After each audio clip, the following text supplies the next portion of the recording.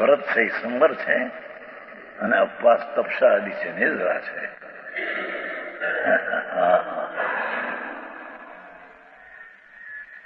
અહીંયા કે છે કે વ્રત ને તપનો વિકલ્પ જે ઉઠે છે એ શુભ ભાવ છે, છતાં તે એ બુદ્ધિ આવે છે.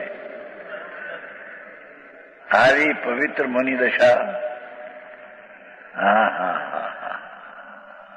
તે મુક્તિનું કારણ છે.